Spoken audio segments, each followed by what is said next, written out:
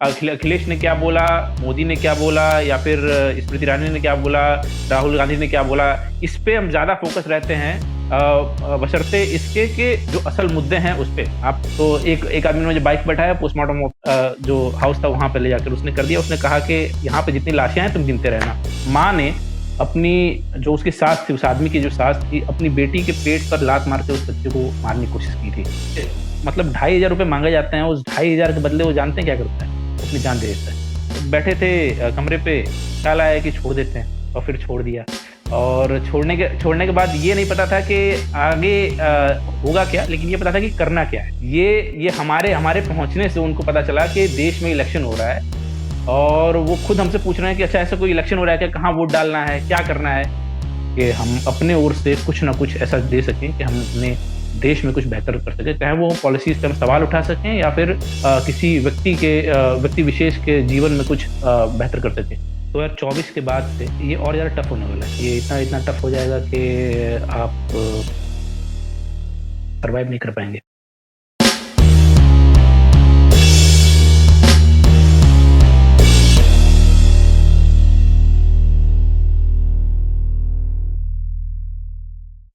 Hello, friends. Welcome to another intriguing episode of The Fourth Dimension. यहाँ पे हम we go beyond the headlines, beyond the fame and even beyond the ordinary to discover the extraordinary.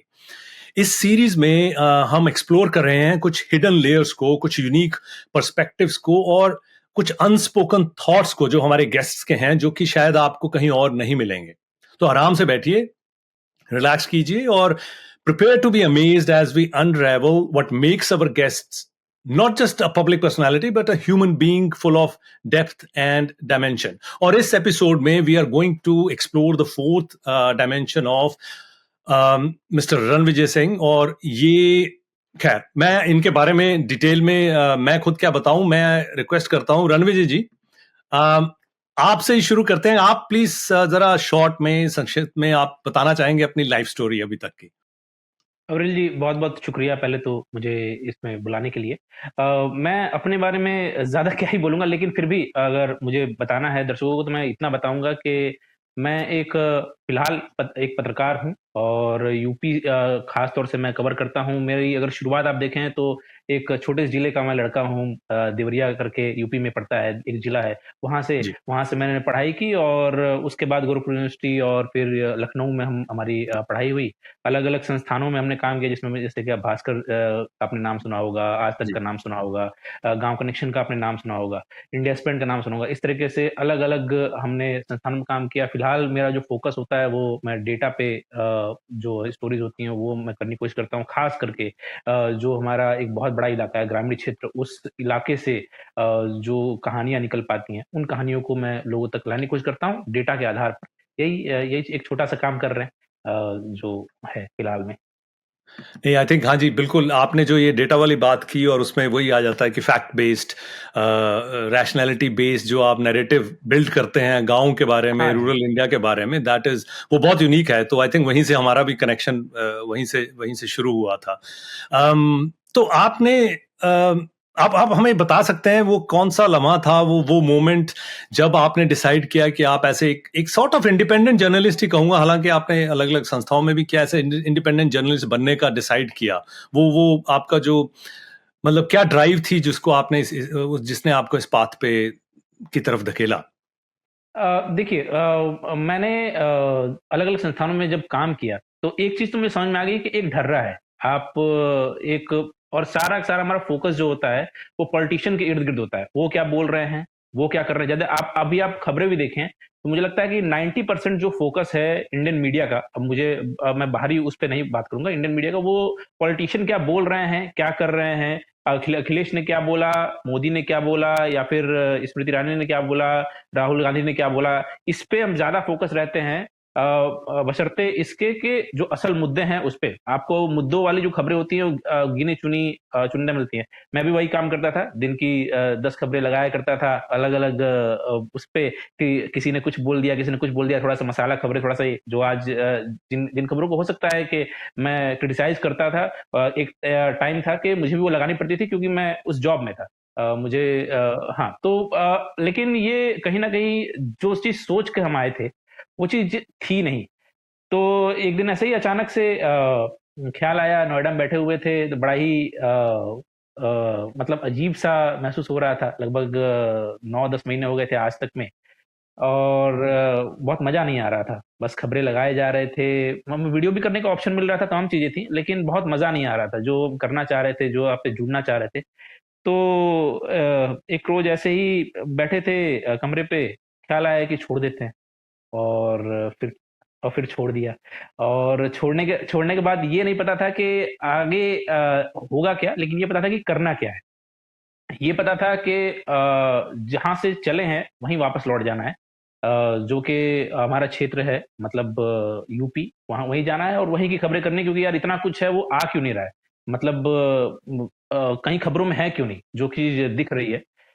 तो ये वैसा था। मैं UP लौटा, UP लौटने के बाद में एक लखनऊ में जब मैं गया, तो अलग-अलग मैं छोटी-छोटी खबरें कर रहा था, लोगों की, किसानों की। मुझे एक बड़ा नज़र आया, जहाँ से मुझे लगता है कि लोगों में मेरी पहचान गई।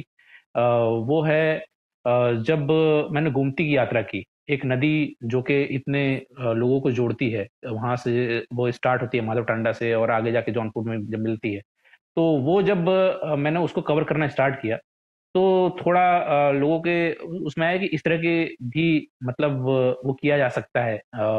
मुझे भी समझ में आया, और लोगों लोगों के शायद ज़हन में गया होगा, जानकारी में गई होगी कि एक लड़का है जो कि अलग-अलग जगहों पे जा रहा है, एक नदी को कवर कर रहा है। उससे उससे लोगों की कहानी है और लोगों की उससे कहानी है।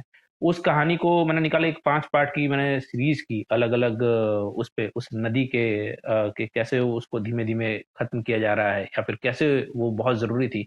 उसमें किसानों का एंगल था, उसमें आम लोगों का एंगल था, कैसे एक पूरा समाज उसके इर्द-गिर्द बस गया। बांग्लादेश में उसमें कहानी ऐसी है जो कि बांग्लादेश से कुछ शरणार्थी थे, उनको ला कर के वहाँ से फेंक दिया गया उस जंगल में, उनके पास कुछ नहीं था।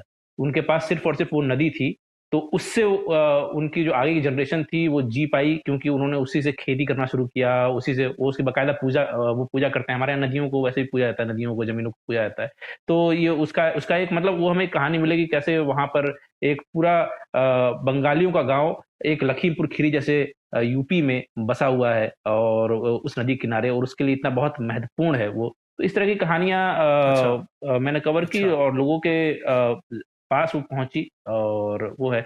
मुझे मुझे ख़्याल आता है कि फिर नदियों से मेरा ऐसा जुड़ा हुआ कि नदियों के इर्द-गिर्द जो चीज़ें होती थी, वो मुझे इतना वो कर देती थी। मुझे याद आता है कि 2019 का इलेक्शन था, और हमारे वहाँ एक सरयू नदी पड़ती है। ये तो जब मैं वहाँ पहुँचा, तो उस नदी को क्रॉस करके एक जब हम अंदर जाते हैं तो एक गाँव पड़ता है। तो जब हम, ये दूसरी कहानी है, ये उससे उलट कहानी है। मैं एक बस ये जोड़ रहा हूँ कि कैसे नदियों के इर्द-गिर्द जो लोग होते हैं वो कितना डिस्कनेक्ट होते हैं, उसकी मैं कहानी बता रहा हूँ। क्योंकि उनको बाढ़ भी झेलनी पड़ती है और तमाम चीज़ें झेलनी पड़ती है। तो और जब मैं उस गाँव पहुँचा, 2019 का इलेक्शन था, हम ये जानने पहुँचे थे कि आपकी जैसे जो नॉर्मल क्वेश्चन्स होते हैं कि आप क्या चाहते हो, सरकार आने वाली है, उससे क्या मतलब किस पे आप वोट करोगे, उन सब तमाम चीज़ों पे। जब हम वहाँ पहुँचे हैं, तब उनको पता चला है कि ऐसा कुछ इलेक्शन भी हो रहा है देश में। ये हमारे हमारे पहुँचने से उनको पता चला कि देश में इलेक्शन हो रहा है, और वो खुद हमसे पूछ रहे हैं कि अच्छा, ऐसा कोई इलेक्शन हो रहा है क्या? कहाँ वोट डालना है? क्या करना है? ये सारा सिस्टम जो है हमारा, जो कि पूरा वो होता है, प्रचार तंत्र लगाया जाता है इलेक्शन कमीशन में, तो सारा कुछ फेल है। हम वहाँ पर अपनी बाइक को एक बोर्ड पे लाद करके वहाँ पहुँचे हैं। हम आगे उसको अपना चला करके वहाँ गए हैं। उसके बाद उनको पता चला है कि इस तरीके का, वो बाद में वो खबर एक हमने यहाँ पे गाँव कनेक्शन में लगाई थी, बाद में वॉशिंगटन पोस्ट में और हर जगह उसको उसको कवर किया गया। तो इस तरह से धीमे-धीमे वो हुआ कि ये वो कहानियाँ थी जो मैं करना चाह रहा था। और ये वो भारत था, जो आज भारत की बात हो रही है, वो मैं दिखाना चाह रहा था। वो उस भारत को मैं दिखा रहा था, और फिर धीमे-धीमे ये आगे बढ़ता गया। नहीं, बिल्कुल आपने मतलब जो आपका ये आपकी जो ये स्टोरी मतलब रही है, जर्नी जो रही है उसमें बहुत कम ही हैं जो गाँव की इतनी डिटेल में लग लग के पिक्चर जो है बाहर की दुनिया के सामने रख रहे हैं। जैसा आपने कहा कि जो चल रहा है मीडिया में उसी में मेजॉरिटी सब कुछ खपत हो रहा है। तो ख़ैर आपने आपने ये सब जब कर रहे थे, आपने डेटा बेस्ड किया, आपने रियलिटी को दिखाने लगे, तो आपके जो व्यूज होंगे वो गवर्नमेंट के क्रिटिकल भी होते ही होंगे, क्योंकि जो जमीनी हकीकत है और जो सरकारें दिखाना चाहती हैं उनमें हमेशा बहुत फर्क होता है। तो जब ऐसा होता है तो आपको कभी प्रेशर फील हुआ कि जैसे आपको कंफर्म करना हो जो गवर्नमेंट चाह रही है, या उसको अपने ओपिनियंस को, अपनी जो आपकी स्टोरी है उसको डाइल्यूट करना हो, ऐसा कुछ प्रेशर्स फील होते थे? कहानियाँ बहुत हैं, हम्म। सुनने को अलग-अलग मिलती हैं। उसमें से एक कहानी है कि कुछ कुछ ऐसे प्रदेश में किसी सूचना विभाग में कुछ जर्नलिस्ट की एक लिस्ट बनी कि अच्छा। ये इस लिस्ट में इन लोगों को ट्रैक करना है, ये जो खबरें करते हैं वो। तो उससे क्या होता है, उससे बाकी के जो अधिकारी होते हैं वो आपसे बोलने से कतराने लगते हैं। अच्छा। तो हाँ, तो ये उस लिस्ट में वैसे नाम आ जाना, तो किसी अधिकारी का मुझे कभी फ़ोन करना कि हाँ। ये जो तुम मतलब कर रहे हो ठीक नहीं है, थोड़ा-सा इसको इसको मतलब खबर को इस तरीके से हो सकता था, खबर अच्छा। का ये भी एक एंगल है। तो खबर का एंगल उनकी ओर से बताया जाना, ये हाँ। भी इस तरीके का भी मतलब बताया गया कि जैसे हम जब भी खबरें करते थे, ज़्यादातर उसमें बहुत तो उसमें नहीं, लेकिन ज़्यादातर में जो जहाँ पर उनको बल पड़ रहा होता था, जहाँ हम्म। पर उनको ऐसा लगता हो कि ये थोड़ी-सी हमारी छवि पे डेंट हो रहा था, तो किसी न किसी अधिकारी का, उससे संबंधित अधिकारी का फ़ोन ज़रूर आता था। एक बार वो ये ज़रूर कहते थे कि इस पर जो है ये एंगल से खबर की जा सकती थी जी। और इसको हमने ये किया था, इसको भी शामिल करना चाहिए था। वो हालाँकि जब वो ग्राउंड पे हम पता करते थे वैसा कुछ होता नहीं था, लेकिन हम्म। वो बस ये चाहते थे कि थोड़ा-सा पॉज़िटिव उनकी ओर से चीज़ें हों। आता तो रहे। ये इस तरह के दबाव तो हाँ, दबाव तो रहते हैं, इस तरह के दबाव तो काफ़ी रहते हैं। संस्थानों से भी रहते हैं, संस्थानों से भी रहते हैं। अब तो संस्थान भी बहुत कम ऐसे हैं जो कि आपको फ्रीली लिखने देते हैं। हम्म। ये बहुत मुश्किल घड़ी है, ख़ास करके अभी के उसमें परिप्रेक्ष्य में। राइट। तो तो वो है, आप अब हमने देखा है कि कैसे हम एनडीटीवी को फ़ॉलो करते थे और हम अब हम्म। देख रहे हैं कि कैसे एनडीटीवी से लोग निकल रहे हैं और अनफॉलो भी सिर्फ़ कर जो दिया भी है। हाँ, तो ये भी मतलब मेरा बस ये नहीं है कि एनडीटीवी एक बस एक मैं इस वजह से उदाहरण दिया कि बहुत से लोगों के ज़हन में है। हम्म। उसके अलावा बहुत से फ्री मीडिया है जो अलग-अलग क्षेत्र में काम कर रही है, लेकिन सब पे बहुत दबाव है। आप वायर की बात कर लीजिए, आप अभी तमाम अलग न्यूज़ क्लिक की बात कर लीजिए, आप देखिए कैसे उनको ट्रीट किया जाता है जी। हमारे यहाँ पे, सिर्फ़ जी। वो क्योंकि वो फैक्ट बता रहे हैं, चीज़ें हम्म। बता रहे हैं, आपकी हम्म। कमियाँ बता रहे हैं, तो ये वो है। बिल्कुल। तो जो भी, जैसा आपने कहा कि जो अभी का करंट मीडिया का जो लैंडस्केप है इंडिया में, उसमें उस सब के चलते प्रेशर्स की तो कोई कमी नहीं है। मतलब ज़मीन से मुद्दों का प्रेशर है, लोगों का प्रेशर है उनकी कहानियाँ बताने का। मीडिया हाउसेस से सारे इंस्टीट्यूशन से दूसरे तरह के प्रेशर हैं कि वो कहानियाँ ना बताई जाए। इस सारी जद्दोजहद में आपका मतलब जो जर्नलिस्टिक इंटीग्रिटी को आप बचा के कैसे रखते हैं? उसको फिर इंटैक्ट कैसे रखते हैं? मतलब वो क्या फ़ोर्स है? कहाँ से आती है वो? वो फ़ोर्स बता रहे एक और प्रेशर की मैं बात करूँगा, उसके बाद उस फ़ोर्स पे आता है। प्रेशर तो इतना है कि अमेरिका के राष्ट्रपति यहाँ पे प्रेस कॉन्फ्रेंस नहीं कर पा रहा है।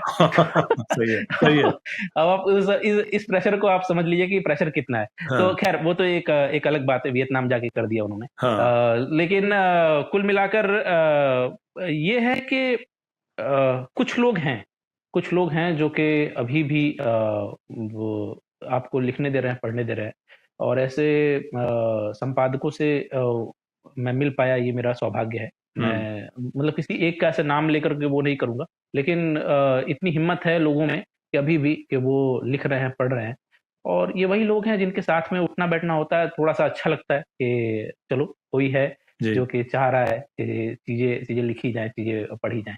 तो ये वो वैसा वैसा हिसाब-किताब है। तो उनसे मोटिवेशन मिलती रहती है, उनसे डायरेक्शन हाँ, मिलती बिल्कुल, रहती है। बिल्कुल है, बिल्कुल है, बिल्कुल है। जी। उनके उनके साथ में आपके होने से ही ये लगता है कि कुछ ठीक हो रहा है या फिर राइट। कुछ जो आप कर रहे हो वो ठीक है। तो जी। ये वो है, वो तो चीज़ है। ये भी अच्छा कहा आपने, मतलब किसी और के खड़े रहने से आपको हिम्मत मिली और आपके खड़े रहने से औरों को बहुत हिम्मत मिल रही होगी, आई एम श्योर। वो भी जो सिलसिला है छोटा होता है लेकिन चलता तो ऐसे ही है मेरे ख्याल से। हाँ, तो ऐसे ही चलता है। हाँ, तो आपने ये जो प्रेशर्स की बात कर रहे हैं और मतलब इनका आपकी पर्सनल लाइफ पे भी कुछ ना कुछ असर तो होता ही है, कोई ना कोई रिपरकशंस पर्सनल लाइफ में तो आते ही होंगे। तो आप उनसे फिर कैसे डील कर पाते हैं? जैसे अगर ये सारी चीजें आपकी पर्सनल लाइफ में आनी शुरू हो जाएं किसी टेढ़े आड़े टेढ़े तरीके से।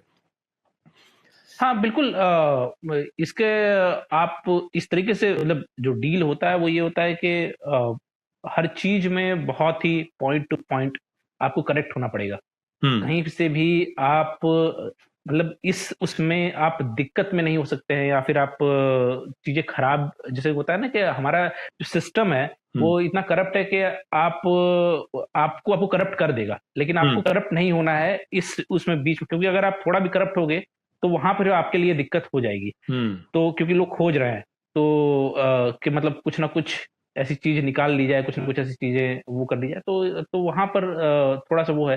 पर्सनल लाइफ में हाँ एक फिक्र होती है कि मतलब जब इस तरीके का आप चीजें करते हो तो देखिए एक तो पहली बात कि बहुत उसमें उस हिसाब से सपोर्ट नहीं होता है। हम्म आप जो मैंने अभी बात कहा कि वो 2-3 लोग 4 ही लोग हैं, तो इनको आप देख करके वो कर सकते हो, लेकिन अगर आप बहुत एक मेजोरिटी में अगर आप कहीं कुछ होते हो, जैसे हमने देखा है लोगों को कि यहाँ पे कैसे सफर करते हैं जब अगर एक उन पे एफआईआर हो जाती है या फिर एक कोई चीज हो जाती है, उसके बाद बिल्कुल कितने लोग उनके साथ में खड़े होते हैं।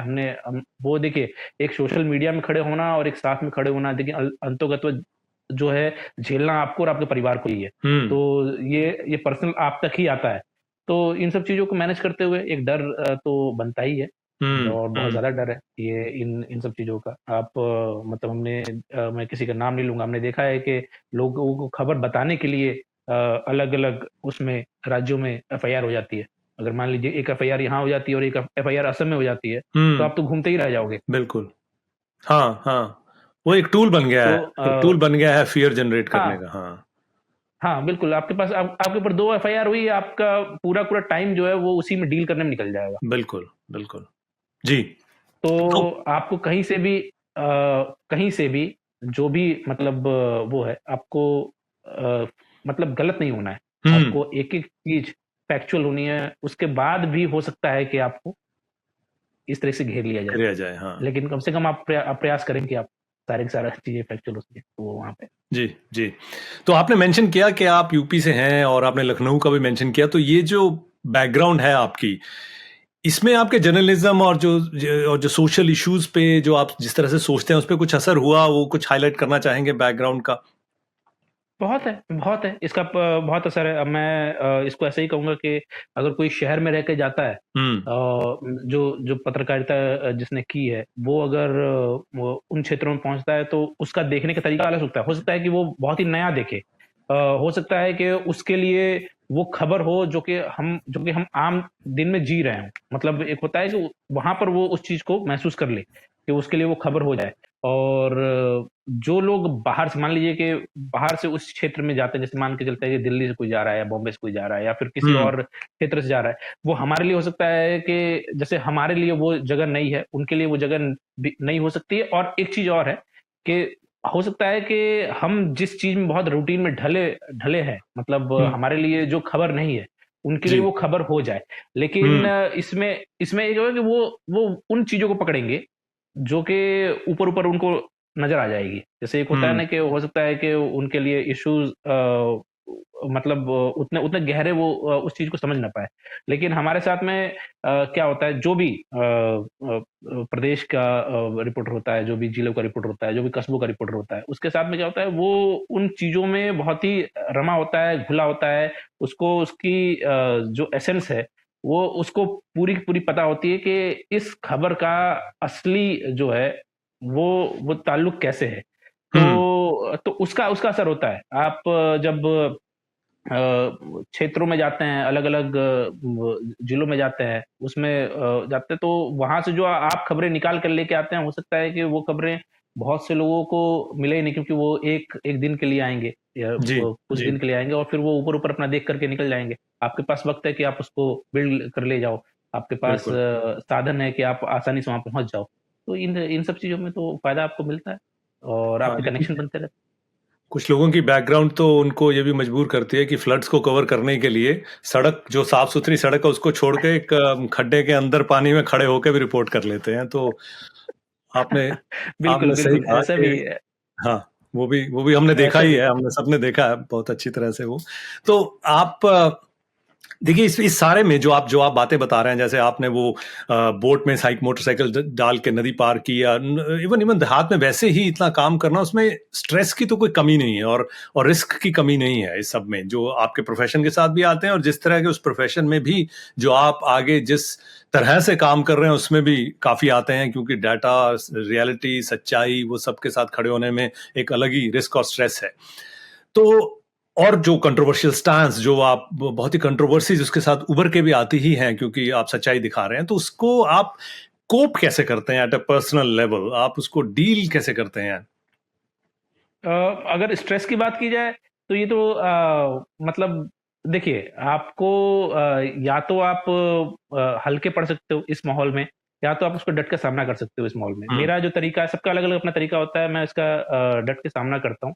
और कहीं से भी मुझे ऐसा नहीं लगता है कि कोई भी खास करके जिस क्षेत्र में मैं हूँ, मतलब जहाँ मैं रिपोर्टिंग करता हूँ, वो मुझे कहीं से भी मतलब परेशान कर ले जाएगा किन्हीं किन्हीं बातों को लेकर, क्योंकि वो राइट। उतना उतना कैपेबल मैं भी कहीं ना कहीं से हूँ, और चीज़ों को मैं डील कर ले जाऊंगा। ये मेरा अंदर का कॉन्फिडेंट है, कि हम्म। मैं इस चीज़ को लेकर इतना कॉन्फिडेंट हूँ कि मुझे मतलब कहीं आप परेशान नहीं कर पाओगे। हाँ, बशर्ते ये एक बार जब सिस्टम ही आपके पीछे लग जाए तो वो एक अलग मसला है। हाँ। मैं अभी बहुत ही व्यक्तिगत पर्सनल उसकी बात कर रहा था कि अगर हम कोई खबर जी। करते हैं, तो वहाँ पर जब हम जाते हैं तो वहाँ के लोकल रिपोर्टर्स हमारे साथ होते हैं, वो अपने में ही उनकी एक पहचान होती है, हमारी खुद की अपनी पहचान होती है, तो लोग थोड़ा-सा तो इन सब चीज़ों पर आपको वो करने से डरते हैं। जैसे सबसे ज़्यादा मुझे जो लगता है कि आज के डेट में रिस्क में अपनी लाइफ़ को डालते हैं, वो कस्बाई पत्रकार होते हैं।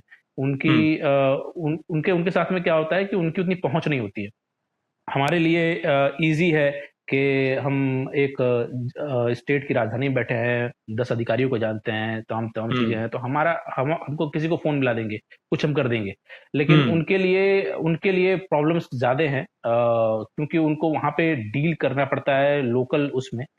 राइट। तो ये वैसा है, मतलब हम मतलब मुझे ऐसा लगता है कि मेरे लिए बहुत ईज़ी है एक जिले में बैठकर वो करना, लेकिन जो हम्म। स्ट्रिंगर्स हैं उनके लिए बहुत ही मुश्किल है, और उसको हम कभी भी जो उनका स्ट्रेस है या फिर उनकी जो चीज़ें हैं, उस पर हम बात नहीं करते हैं। ये मतलब मुझे ऐसा लगता है कि जैसे आपने मुझसे पूछा, तो मेरा हाँ। मेरा जो ख्याल जाता है कि मुझसे ज़्यादा टफ उनकी उनकी लाइफ़ है, तो मैं उनको देखकर भी एक थोड़ा-सा वो है कि यार ये लोग इतना डील कर रहे हैं, तो हम तो हाँ। नहीं, मतलब बहुत ये बहुत भी अच्छी स्थिति में हैं। ये नहीं, ये भी एक मैकेनिज्म है कोप करने का, कि वो हाँ, जैसे होता है कि चलो हमारा अपना, अगर हम दूसरों का स्ट्रेस देखते हैं, दूसरों की जो दर्द है वो देखते हैं, उसको दूर करने की कोशिश करते हैं, तो हमें भी खुद का जो इश्यूज हैं, खुद की जो प्रॉब्लम्स हैं, हाँ, उसमें डील करने बिल्कुल। में हेल्प मिलती है। वो भी एक एक एक हाँ, एक तरह बिल्कुल, का एक बिल्कुल। कोपिंग स्ट्रेटजी है। हाँ, बिल्कुल, बिल्कुल, ये वैसा ही है, ये वैसा ही है, कभी इस पे ध्यान जी। नहीं गया होगा आपके उससे, लेकिन ये एक ऐसा है कि हम सब एक-दूसरे से इतना जुड़े हैं, कनेक्टेड हैं, मिले हुए हैं, तो अगर कभी हाँ। कुछ वो होता है तो सब एक वो बातचीत में रहता है, कॉन्टैक्ट में लोग रहते हैं, तो ये वैसा राइट। है, जी। तो इन सब चीज़ों से वो है।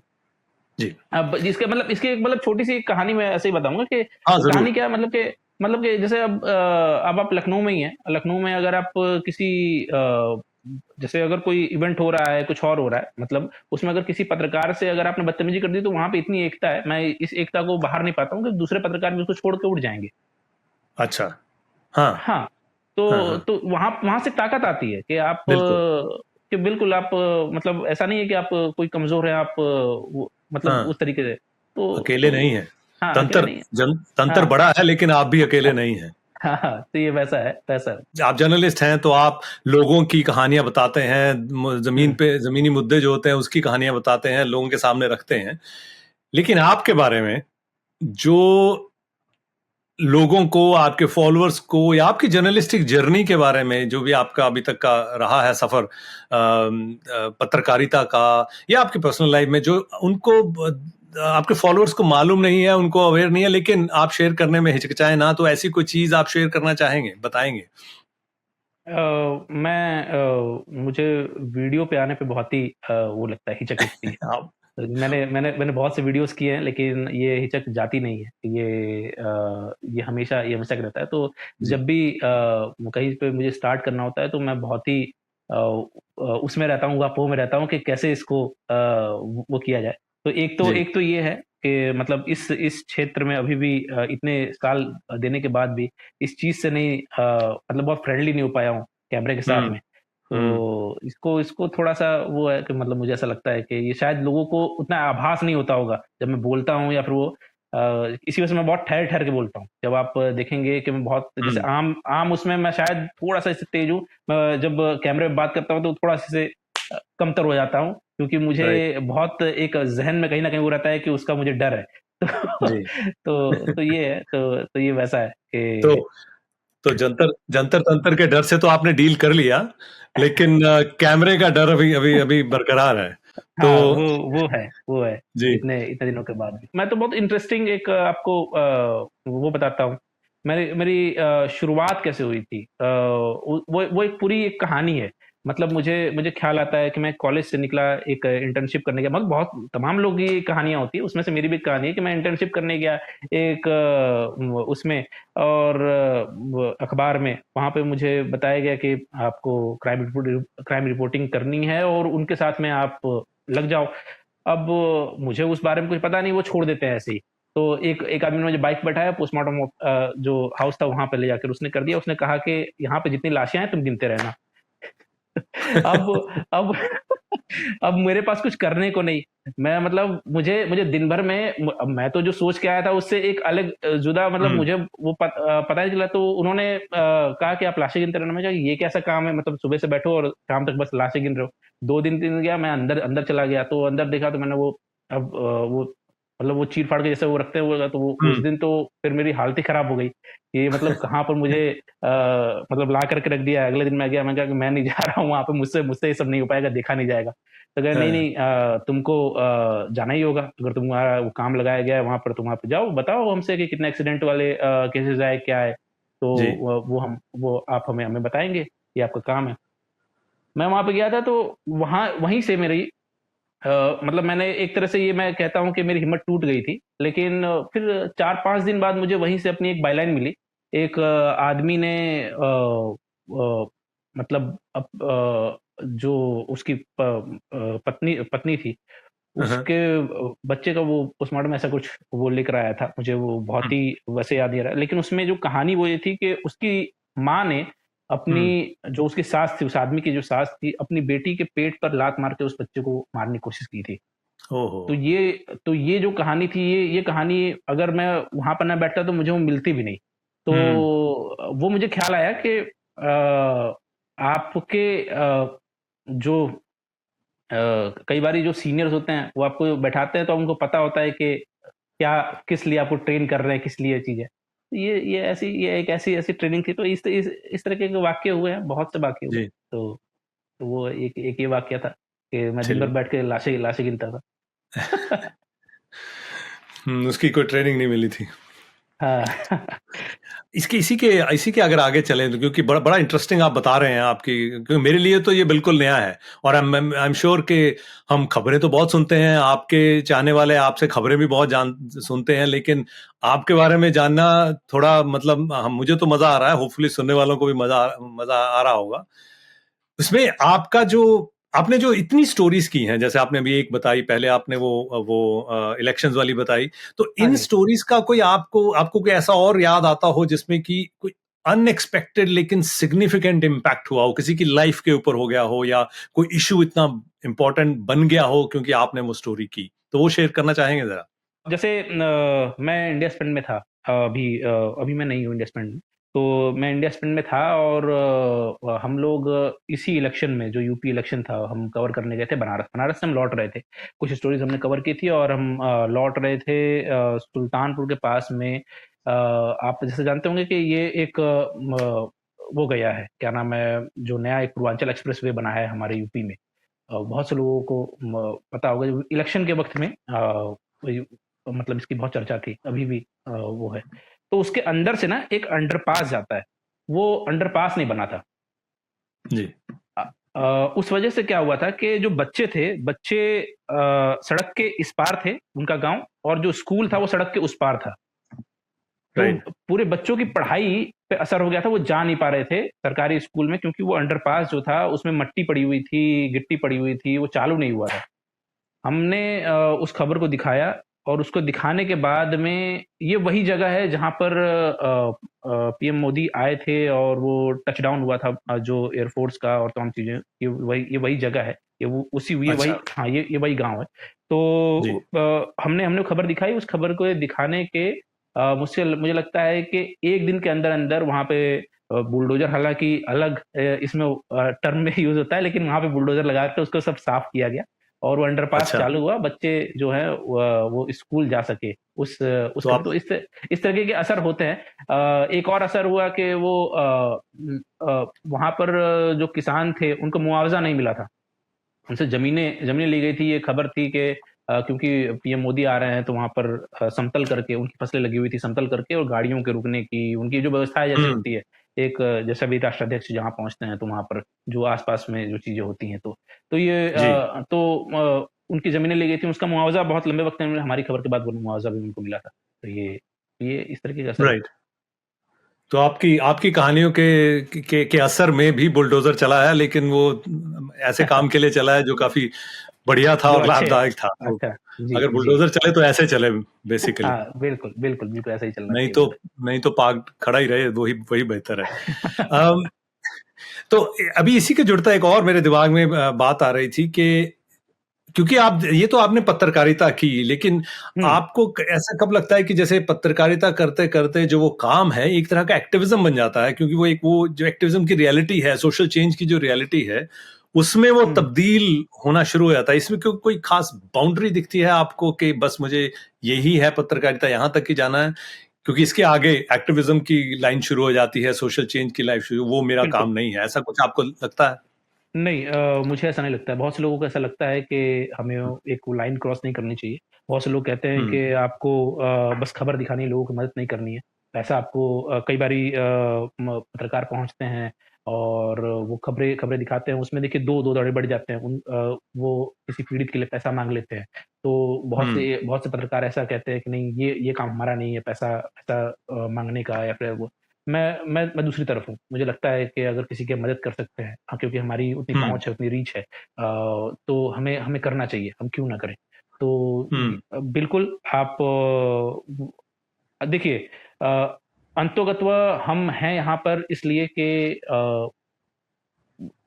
देश में कुछ बेहतर हो सके। इसे मैं मतलब एक हुँ, बड़े परिप्रेक्ष्य में मैं कहूँगा कि हम अपने ओर से कुछ ना कुछ ऐसा दे सकें कि हम अपने देश में कुछ बेहतर कर सकें। चाहे वो पॉलिसीज़ पे जी, हम सवाल उठा सकें, या फिर किसी व्यक्ति विशेष के जीवन में कुछ बेहतर कर सकें। तो जी, वो हम काम कर रहे हैं देश के लिए ही, और इसमें हमारा आयाम अलग-अलग तरीके का हो सकता है। हो सकता है कि कई हुँ, बारी हम किसी पार्टी के साथ जुड़कर काम करें, हो सकता है कि हम किसी मतलब क्या नाम है, किसी एनजीओ के साथ में जुड़कर काम करें। लेकिन हुँ, फ़ील्ड में जो है, अगर हमने कुछ पाया है कि कुछ कमी है, तो उसको हमें हमें बेहतर बेहतर करना चाहिए। इसमें मैं किसी एक पार्टी की बात नहीं कर रहा हूँ। हो सकता है कि हम हुँ, बीजेपी के नेताओं के साथ कुछ बेहतर कर पाएँ, हो सकता है कि हम कांग्रेस के नेताओं के साथ कुछ बेहतर कर पाएँ। लेकिन हुँ, हुँ, मतलब होना चाहिए कि ज़मीन पर जो है, जी, वो चीज़ें पहुँचनी चाहिए, वो लोगों तक असर होना चाहिए। मतलब अब हुँ, इसका एक डिस्कनेक्ट है, मैं आपको 5 मिनट और लूँगा कि हाँ, हाँ, ज़रूर, मतलब ये वैसा है कि हालात ये हैं कि एक किसान, मुझे ख़्याल आता है पिछले इस मार्च-वार्च की बात है या इसके आस-पास की बात है। एक किसान जो है वो झाँसी में, वो जाता है अ तहसील में, और उसको अपनी ज़मीन की नपाई करनी होती है, उससे घूस माँगा जाता है। वो एक बहुत ही लंबे प्रोसेस से पहले ही वो लड़ा होता है, और उसे वो घूस से माँगी जाती है। उसके पास वो हुँ, खुद ही इतना लाचार है, तमाम चीज़ें हैं कि उसको वो घूस नहीं दे पाता है, और उसके वो जो उससे मतलब ₹2500 माँगे जाते हैं, उस 2500 के बदले वो जानते हैं क्या करता है? वो अपनी जान दे देता है। हुँ, अरे बाप रे! हुँ, बताइए। वो आता है, वो अपने उसी खेत पर अपने ही गमछे से वो आकर के लटक जाता है। अब हालात ये हैं। अब इस हालात में अगर हम सिर्फ़ खबर बताने पे तुले रहेंगे, फिर तो खबर बताते रहिए। हुँ, हुँ, कुछ वो नहीं है। मेरा मेरा वो है कि अगर मुझसे ये हो पाता, अगर मुझे ये पहले जानकारी मिल पाती, तो शायद मैं कोशिश करता कि उसे वो घूस ना देनी पड़े, उसके बाद भी उसकी नपाई हो सके। हम्म। मेरी मेरी ज़िम्मेदारी ये है, या फिर किसी भी की ज़िम्मेदारी ये होनी चाहिए। तो ये 2 धड़े हैं, बिल्कुल। 2 धड़े अपने अलग-अलग बात करते हैं। कुछ लोग वो उनका भी वो है कि उन्हें बस रिपोर्ट करना है, तो रिपोर्ट करें। हम्म। हम्म। हमें हमें रिपोर्ट से थोड़ा-सा आगे करना है। ठीक। ठीक नहीं। जी। इसमें जो जिस चैनल पे हम ये बात कर रहे हैं वो उसका नाम जैसे हमने पहले भी कहा द फोर डायमेंशन है। उसमें जो एक डायमेंशन हम ये बात मतलब हमारा जो अंडर करंट है इन बातचीत का ये भी हम हाईलाइट रखना चाहते हैं लोगों के सामने कि जो हम काम कर रहे हैं जो मुद्दे हैं इन सबको अंजाम देने के लिए साइंस का हमारी लाइफ में बहुत बड़ा रोल है। बिल्कुल, ये हमारा मानना है कि हम और उसको हम दरमिकार करके रखते हैं क्योंकि बातें और बहुत होती हैं। मैं आपकी जो जर्नी रही है, आपके आपके ज़हन में ऐसा कुछ आता है कि भई ये साइंस ने इतना कुछ ये था तो मैं ये सब कुछ कर पा रहा हूँ या उसने ये ऐसे रास्ते खोल दिए। कुछ आपके दिमाग में ऐसी बातें कुछ आ रही हैं जो आप शेयर करना चाहेंगे? न्यू मीडिया पूरा ही पूरा साइंस पे, पूरा आप इसको ऐसे देखें कि अगर आज के वक़्त में सोशल मीडिया ना होता, हुँ, तो मेरी मेरी खबरों को उतनी रीच ना मिलती। हुँ, मतलब बहुत से लोग मेरी तरह और खबरें करते होंगे, मैं इसको नकार नहीं रहा हूँ, लेकिन हुँ, क्योंकि मेरी एक रीच है सोशल मीडिया पे, तो उसका मुझे एक फायदा मिलता है। हम कभी भी कहीं पे भी ग्राउंड पे हम चले जाते हैं, हम एक छोटा सा वीडियो बना लेते हैं। मतलब ये इतना इतना बूम हुआ है, इसका इसका असर ही है कि ये खबरें आ पा रही हैं, क्योंकि हमारे पास हमारे हाथ में हर 24 घंटा कुछ ना कुछ ऐसा है जो हम रिकॉर्ड कर सकते हैं, जो कि हम हुँ, कहानियाँ कहानियाँ हम बता सकते हैं लोगों तक में। तो ये तो इसका इसका असर तो है, इसका बिल्कुल असर है। अगर ये साइंस ना होता तो शायद खबरों को लोगों तक पहुँचाने में बहुत ही दिक्कत होती।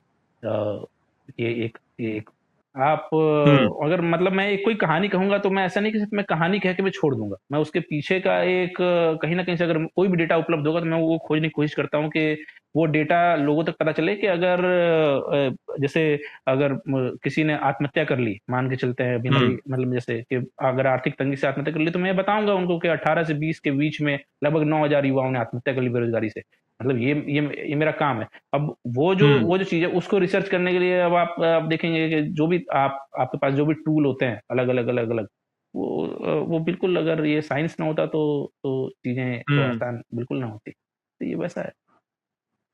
तो आपका कहने का मतलब है कि जो आजकल बाबा लोग कहते रहते हैं कि 4000 साल पुराना 3000 साल पुराना जो औषधि बेस्ड ट्रीटमेंट चलता है वो ही सही है। अगर वो हम जर्नलिज्म पे अप्लाई करते तो हम कबूतरों के द्वारा संदेश भेजते रहते तो वो शायद पत्रकारिता नहीं हो बिल्कुल, पाती आज की डेट बिल्कुल, में। बिल्कुल। मैंने इस पे एक स्टोरी की है। आपको अगर आप लोग भी अगर देखना चाहें तो उसे देखिएगा ज़रूर। हाँ, ये झारखंड में झाड़-फूँक का बहुत वो होता है। मैंने वहाँ पर जाकर हाँ, हाँ। कैसे कैसे उसका हेल्थ का, जब मैं गया था तो आपसे भी मैंने बात की थी, कैसे उसका हेल्थ पे क्योंकि हमारे ग्राउंड पे जो हेल्थ फैसिलिटीज़ हैं वो बहुत ही कम है। तो उसके वजह से कैसे जो लोग हैं वो इसके चंगुल से अभी भी नहीं निकल पाए हैं। तो वो अपने आस-पास हुँ, में जो ओझा और इनके इनके लोगों के बीच में जाते हैं, और वही सारी चीज़ें जो आपने अभी कही कि वो सारी चीज़ें करते हैं। छोटी-छोटी चीज़ों के लिए किसी की हड्डी टूट गई तो हड्डी जोड़ने का काम भी ओझा कर रहा है। तो बताइए? हुँ, तो इस तरीके का वो, अब वो एक पत्ता उसने बाँधा हुआ है, वो जाकर के उससे बात करो तो वो बता रहा है कि 6 महीने से इस पत्ते को मैं बाँध करके और वो चल रहा हूँ। और वो 6 महीने से वाह! उसका उसका ठीक नहीं हुआ, वो और उसकी बुरी बुरी कंडीशन होती जा रही है। तो बिल्कुल। तो इस तरीके के अंधविश्वास तो है, लेकिन धीमे-धीमे चीज़ें बदलेंगी, तो ये वो है। जी, जी। तो आपने बात की डिजिटल मीडिया की, हमने बात की जो पॉलिटिकल प्रेशर्स हैं, सोशल प्रेशर्स हैं जर्नलिज्म पे, तो इन सबको देखते हुए आपको क्या लगता है कि जो इंडियन जर्नलिज्म है अगले 10 साल में, हुँ। किस तरफ जा रहा है? क्या हो रहा है उसके बारे में? स्पेशली ये जो इन्फ्लुएंसेस की बात करें तो उसको उसको मद्देनज़र? मैं किसी वो व्यक्ति विशेष पार्टी का नाम नहीं लूँगा, लेकिन मुझे ऐसा लगता है कि 2024 के बाद से ये और ज़्यादा टफ होने वाला है। ये हुँ, ये और ज़्यादा टफ होने वाला है। ये इतना इतना टफ हो जाएगा कि आप सर्वाइव नहीं कर पाएँगे। हुँ, ये मुश्किल होगा। अगर आपके पास में बैकिंग विदेशी मीडिया की है, जो कि आजकल जिसे एक टैबू बना दिया है कि मतलब ये बना दिया है कि वो आपके खिलाफ ही लिखते हैं, आपकी जो क्योंकि वही वही फिर आपसे रिपोर्ट ले पाएंगे। यहाँ तो मुझे नहीं लगता है कि कोई आपसे रिपोर्ट लेने को भी तैयार होगा। हमने देखे हैं बढ़िया बढ़िया पत्रकार जिनको हमने फॉलो किया है, वो यूट्यूब पे जाने लगे। तो एक ही विकल्प हमें नजर आता है यूट्यूब, लेकिन जब यूट्यूब पे भी सारे यूट्यूब पे पहुंच जाएंगे तो फिर कौन कौन सरवाइव करेगा? तो मुश्किल है, बिल्कुल। बहुत बहुत मुश्किल है। तो यूट्यूब पे भी कब्जा किया, वो भी किया जा सकता है, वो भी कोई बड़ी बात नहीं है। हाँ, तो जी, तो ये वो thank you very much Ranvijay ji. ये तो बहुत ही आपने डिटेल में और आपकी जर्नी के बारे में बड़ी बहुत ही इंटरेस्टिंग चीज़ें हमें बताई, जो बिल्कुल बिल्कुल मालूम नहीं थी। तो आपका बहुत बहुत शुक्रिया हमारे साथ जुड़ने के लिए। अगर आपको फिर से हम शायद तकलीफ दोबारा देंगे तो नहीं, बिल्कुल, मुझे बहुत मजा आया आपसे बात करके। इस पूरे शो में बहुत ही अच्छा लगा कि थोड़ा सा हम उन चीजों पे बात कर पाए जो कि आम तौर पर कोई पूछता नहीं है हमसे कि हमारी हमारी कहानियों के पीछे की कहानी क्या है। तो ये हाँ, वैसा है, तो अच्छा है, अच्छा जी, लगा। कोशिश यही है द फोर्थ डायमेंशन में। Thank you. हाँ जी, शुक्रिया।